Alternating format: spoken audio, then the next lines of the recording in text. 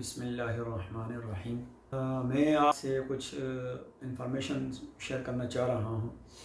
जो दोस्त कोरिया आना चाह रहे हैं, बिलखुसूस पाकिस्तान, इंडिया और बांग्लादेश से, इन तीन ममालिक से जो दोस्त पाकिस्तान से या इंडिया से या बांग्लादेश से कोरिया आना चाह रहे हैं, उनके लिए ये इन्फॉर्मेशन है। जो भी वीज़ा उनके लिए, पाकिस्तान बांग्लादेश वालों के लिए E9 हो, F2 हो, E74 हो, E7, यानी जिस कैटेगरी का भी वीज़ा है, ये उन तमाम दोस्तों के लिए ये इन्फॉर्मेशन मैं शेयर करना चाह रहा हूँ। ये अपना ज़ाती तजर्बा है कि अभी जो दुनिया के हालात बदले हैं ये कोरोना वायरस की वजह से।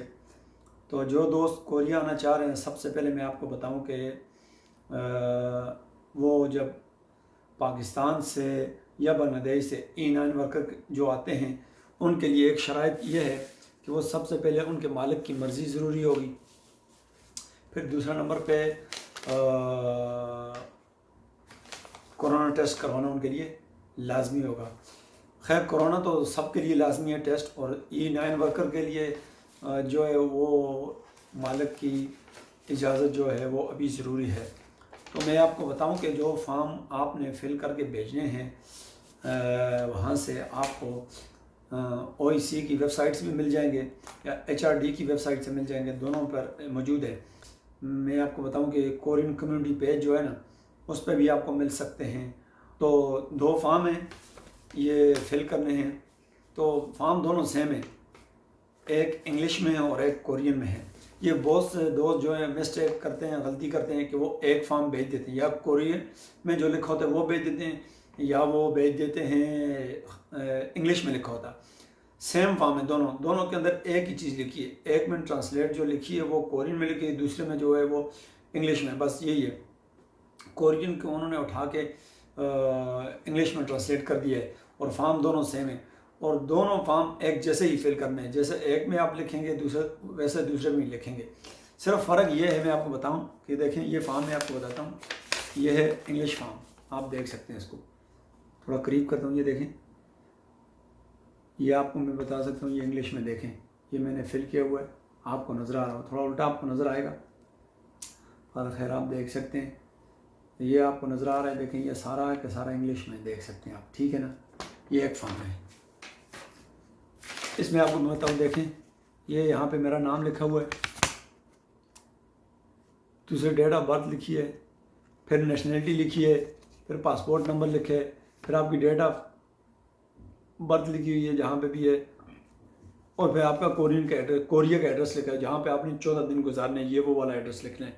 फिर आपने अपना नंबर लिखना है इसमें, फिर आपने एक अपना नंबर लिखना है पाकिस्तान वाला, एक आपने लिखना है यहाँ का अपना नंबर जो आपके पास मौजूद है, या जो नए लड़के आ रहे हैं उनके पास तो नहीं होगा, ज़ाहिर बात है। ये जिनके पास अगर इतना अपना नंबर है, जो रिटर्नी वापस आना चाह रहे हैं, या जो दोस्त छुट्टी पे गए हों वो वापस आना चाह रहे हैं, वो अपना नंबर लिख सकते हैं यहाँ पे। और तीसरा जो नंबर लिखना है वो आपने कंपनी का मैनेजर का नंबर लिखें, या मालिक का नंबर लिखें, साथ मालिक का नाम लिखें। जिसका भी नंबर लिखेंगे उसके साथ नंबर के साथ नाम लिखना ज़रूरी है। और ये दूसरा फॉर्म देखें, सेम बिल्कुल वही है। सोन में देखें, ये लिखा हुआ है, आपको नज़र आ रहा है, ये है मेरा नाम मोहम्मद नवीद लिखा हुआ है, मेरा नाम है मोहम्मद नवीद है, फिर डेट ऑफ बर्थ लिखी हुई है। ये सारा कोरियन में है। फॉर्म दोनों बिल्कुल सेम है, एक जैसी है। तमाम बातें जो कोरियन में लिखी हैं वो इंग्लिश में भी लिखी हुई हैं। ये दो फॉर्म आपने दोनों ही फिल करके इकट्ठे भेजने, एक फॉर्म नहीं भेजना। एक फॉर्म भेजेंगे ये रिजेक्ट हो जाएगा, दोनों फॉर्म भेजने। मैं अपना ज़ाती तजर्बा बता रहा हूँ आपको। 3 दफ़ा मैंने भेजे, समझ नहीं आ रही थी, मैं कह रहा था कहाँ मिस्टेक हो रही है। फिर चौथी दफ़ा मैंने फिर कंफर्म किया, पता चला कि भाई 2 फॉर्म भेजने हैं और दोनों इकट्ठे ही भेजने हैं और एक जैसे फिल करके भेजें। इसमें आपने अपना फ़्लाइट नंबर नहीं लिखना। फ़्लाइट नंबर आपने उस वक्त लिखना है जब ये आपका यहाँ से तस्दीक हो के वापस आपको मिलेगा। ये जो मैंने आपको फॉर्म बताया, ये मुझे तस्दीक करके एम्बेसी ने वापस मुझे भेजे हैं। ऐसे फॉर्म आपको जब तस्दीक कर देगी एम्बेसी, फिर आपको ऐसे फॉर्म मिल जाएगा। ऐसे ही ये फॉर्म वैसे ही है, सिर्फ थोड़ा ये ओरिजिनल है। हम वहाँ से कोई दोस्त PDF से निकाल लेते हैं, कोई डाउनलोड करके फॉर्म निकाल लेते हैं, पर ये ओरिजिनल फॉर्म है जो आपको एम्बेसी वापस भेजती है। एक बात, जब आप ये फिल करके भेज देंगे E9 वाले, दोस्त, तो वो जो है ना फिर आप उसके बाद अपना जब ये आपको फिल करके आपको भेज के वापस जब आपको मिलेगा आपको फ़ोन भी कर देते हैं कि भाई आपके फॉर्म हमारे पास आ चुके हैं, आपको 1-2 दिन तक मौसूल हो जाएंगे। जैसे आपको मौसूल होंगे, आप अगर इरादा आने का इरादा जल्दी आने का तो आप टिकट कंफर्म करवा सकते हैं अपनी, अगर नहीं है फिर आप टिकट लेके वेट कर सकते हैं जब भी आप आना चाहें। वो जो आना चाह रहे हैं वो आ जाएं, जो नहीं आना चाह रहे वो थोड़ा स्टे करके आ जाएं, कोई ऐसी बात नहीं। फिर आप अपनी फ़्लाइट देखें जो भी है, जब आपकी फ़्लाइट कंफर्म हो जाएगी फिर आपने फ़ोन करके एम्बेसी में HRD में बताना है कि भाई मेरा ये फ़्लाइट नंबर है। वो फिर आपको फ़्लाइट नंबर आपका अपने पास मेंशन कर लेंगे वहाँ पे। फॉर्म तो आपको मिल जाएगा, आपके फॉर्म पे मेंशन नहीं होगी, लेकिन वहाँ उनके पास मेंशन होगी। कोई मसला होता है तो फिर HRD में वो तस्दीक करके फिर आपके लिए कोई मसला नहीं होगा। एक बात ये होगी। और दूसरी बात सबके लिए जो मैंने बताई है वो ये है, आपने कोरोना टेस्ट करवाना है। देखें ये कोरोना टेस्ट है, ये मैं आपको दिखा सकता हूँ। देखें ये कोरोना टेस्ट है, ये मैंने करवाया है, ये मैंने करवाया था चौथाई से। और ये अच्छा नहीं है, मैं आपको बताऊं कि आप महंगी से महंगी लैब में चले जाएं, ये लाजमी नहीं है। आप किसी हल्की लैब में भी चले जाएं जिसका रिज़ल्ट अच्छा हो, तो 48 घंटे वैलिड हो। आ सकते हैं पाकिस्तान में बहुत सी लेबॉर्ट्री में, किसी का नाम नहीं लेना चाह रहा, जिसकी मर्ज़ी आप करवाएं, जहाँ से करवाएं, तो जहाँ से आप मर्ज़ी आपको मुनासिब लगे करवाएं। पर लाजमी नहीं है कि आप किसी अच्छे बहुत ही महंगी से करवा लें, किसी से भी आप करवाएं। आपका टेस्ट अगर ठीक है तो आप ये अपने साथ ये रख लें, एक बात। दूसरा ये कि यही रिपोर्ट आप जाके डॉक्टर को बताएं, किसी भी डॉक्टर को, वहाँ पे आप अपना एक फ़िज़िकल आपको वो सर्टिफिकेट बना के दे दे, भाई मैं ठीक हूँ, मुझे नज़ला नहीं है, ज़ुकाम नहीं है, यानी कि मेरे अंदर कोई सिम्टम्स नहीं पाए जाते ऐसे, ये चीज़ आप करवा लें। ये 2 बातें होंगी। फिर उसके बाद जब आप लोग आएंगे, मैं आपको मुख्तसर बताना चाह रहा हूँ, फिर जब आप लोग अपना टिकट कंफर्म करवा के आएंगे, कोई किस फ़्लाइट से आना चाहता है, कोई किस से, अभी तो फ़्लाइट है, जब मैं आया था कतर से आया था 13.5 घंटे स्टे था। तो आप जिस फ़्लाइट से भी आएँ, जब जैसे ही आप कोरिया एंटर होते हैं तो ऐसे ही एक लाइन उन्होंने साथ लगाई हुई है, वो आवाज़ करते हैं कि भाई पाकिस्तान, इंडिया और बांग्लादेश के लोग इस तरफ चले जाएं, बाकी दूसरी तरफ चले जाते हैं, पाकिस्तान वाले इस तरफ। वहाँ पे जो स्टेशन बनाया है उन्होंने, क्वारंटीन सेंटर का जो कोरोना सेंटर का स्टेशन जो है उन्होंने बनाया है वो वाला, उसमें आपका नाम एड्रेस वगैरह चेक करेंगे। फिर E9 वर्कर से वो मांगेंगे भाई आप अपना दिखाएं, मालिक का इजाज़तनामा दिखाएं। फिर आपका जो इजाज़तनामा जो मैंने आपको शुरू में दिखाया था जिस पे आप 14 दिन गुजारेंगे, वही इजाज़तनामा भी वही है। तो वो अप्रूव होने के बाद फिर आप वहाँ बताएंगे, फिर वो वहाँ पे जो नंबर लिखा होगा मैनेजर का होगा या मालिक का होगा, वो उस पर कॉल करेंगे, हाँ भाई आपका बंदे को करें, ठीक ओके, तो फिर आप ओके हो जाएंगे, आप अंदर आ जाएंगे। जैसे आप अंदर आएंगे आगे आपका फ़ीवर वगैरह चेक करेंगे, बुखार वगैरह चेक करेंगे, उस पर आप नोट करेंगे भाई फ़ीवर मेरा क्या था इस वक्त, मतलब 36.6 था, 8 था, 37 कुछ था, जितना भी था आपका फ़ीवर की जो उस वक्त पोजीशन होगी वो आप जहन में नोट कर लें क्या है।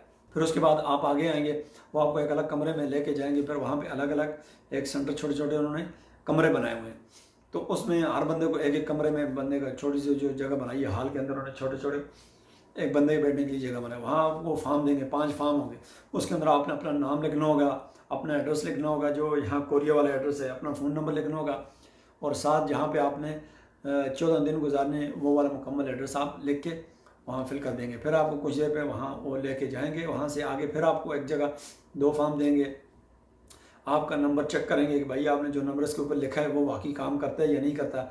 अगर आपका पास अपना नंबर नहीं है तो आप किसी दोस्त का नंबर दे सकते हैं जो ऑलरेडी पहले कोरिया में मौजूद हो, उसका नंबर, ताकि जो भी इंफॉर्मेशन हो वो आप उससे लेते रहें। क्योंकि यहाँ पे कोरिया में तो वाईफाई का मसला नहीं है, हर जगह वाईफाई फ्री है।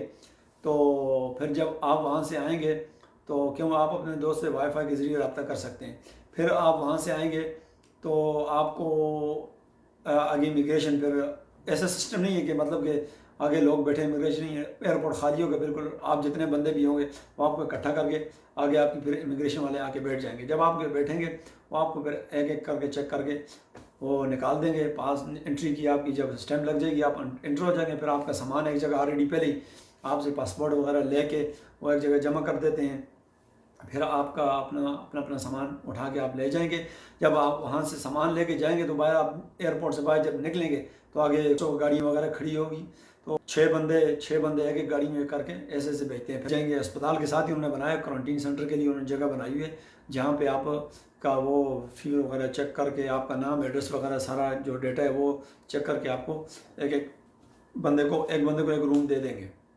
रूम के अंदर खाना भी आपको 3 टाइम का खाना देंगे, और उसके बाद आपको वो देंगे भाई कि वॉशरूम के मतलब डेली के इस्तेमाल में शैम्पू वगैरह जो भी है, लोशन वगैरह, वो आपको एक दिन के लिए दे देंगे।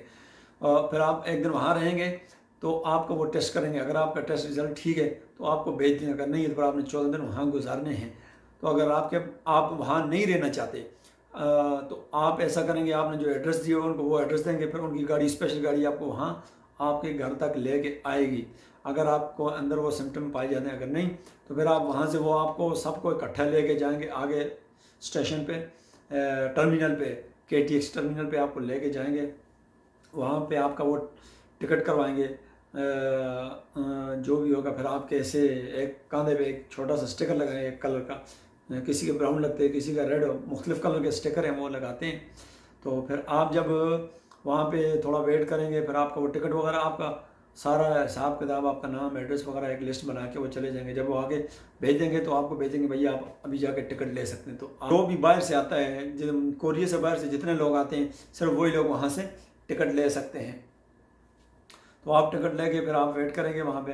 फिर वहाँ पे आपको बुसान वाले अलग हो जाएंगे, थेगू वाले अलग हो जाएंगे। तो जब आप लोग अलग अलग हो जाएंगे, जब आप KTX स्टेशन पर पहुँच जाएंगे तो फिर आपको वो पूछेंगे भाई कहाँ जाना है। आप बताएंगे मैंने अपने अपने शहरों का नाम बताना है, यानी कि जो थेगू जाना चाह रहा है, बुसान जाना चाह रहा है, उल्सन जाना चाह रहा है, जैसे भी जिसके जो शहर है वो जाएगा। यानी कि बुसान, थेगू, उल्सन, ये जितने भी जो एक लाइन में आते हैं उनको फिर एक तरफ कर देंगे और दूसरे को दूसरी तरफ कर देंगे। फिर आपको लिए वो डब्बा मुख्तस होगा। फिर आप उसमें बैठ के आप जैसे ही अपना स्टेशन पहुँचेंगे, यानी कि मैं थेगू आया था तो मैं जैसे ही थेगू पहुँचा हूँ KTX स्टेशन पे, तो आगे पुलिस खड़ी है, तो उन्होंने मुझे इशारा किया कि भाई आ जाओ। मैं उनके पीछे चला गया। तो चलते चलते वो मुझे ले गए एक बाहर टैक्सी स्टैंड से थोड़ा सा हट के उन्होंने बनाए हुए, वहाँ पे एक टेंट लगाए हुए उन्होंने। उसके अंदर सारी मालूमात लेते हैं, फिर नाम, एड्रेस, पता, फ़ोन नंबर वगैरह चेक करते हैं। तो फिर वहाँ से पूछते हैं हाँ भाई कैसे जाएंगे, किस सोर्स से जाएंगे। फिर टैक्सी के ज़रिए ज़ाहिर बात है आना पड़ता है। तो वहाँ से टैक्सी आप लें, आप फिर अपने घर आ जाते हैं। जब आप अपने घर में आ जाते हैं तो एक दिन, दूसरे दिन फिर आपको वो आके फूड वगैरह भी देते हैं। उसके अंदर नूडल्स होते हैं, चावल होते हैं, इसके अलावा पानी की 4 बोतल होती हैं वो देते हैं। फिर आपको सैनिटाइज़र देते हैं, फिर आपको स्प्रे देते हैं जो ताकि जस्ट फासले जो आपको देखने आते हैं या आपसे मालूमात लेने आते हैं, जब वो जाएं तो आप उस जगह स्प्रे कर सकते हैं। फिर आपको एक और क्लींजर स्प्रे देते हैं कि अपने रूम के अंदर सफाई वगैरह के लिए इस्तेमाल कर दें।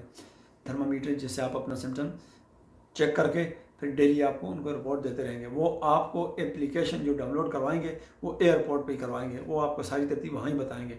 उसके ज़रिए फिर आपने अपनी रिपोर्ट वहाँ देनी होती है।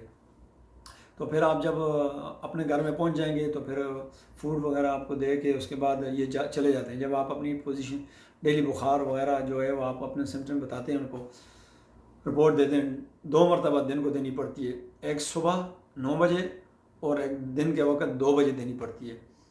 तो जब 10 दिन आपके गुजर जाएंगे, 10 दिन या 11 दिन, फिर आपको फ़ोन आएगा कि भाई आप फलां सेंटर पे आ जाए। वो आपको एड्रेस दे देंगे, बता देंगे। तो आप उस सेंटर पे चले जाएंगे तो आपको वो फिर एक मरतबा दोबारा फिर टेस्ट करेंगे। तो अगर आपके अंदर वो सिम्टम नहीं है तो फिर तो आपको बोलेंगे भाई आप 2 दिन बाद फ्री हो सकते हैं, जब आपको ये रिपोर्ट आ जाएगी। तो ये इसलिए कि ताकि आने वाले दोस्तों को आसानी हो। तो प्लीज़ इस वीडियो को आगे ज़्यादा से ज़्यादा शेयर करें ताकि जो दोस्त भी कोरिया आना चाह रहे हैं, जहाँ से भी आना चाह रहे हैं, ताकि उनको ये इन्फॉर्मेशन हो, उनके लिए ये मालूमात अगर सुने तो उनके लिए आसानी पैदा हो। ताकि मकसद वीडियो बनाने का ये था। ठीक है जी, अस्सलाम वालेकुम, शुक्रिया।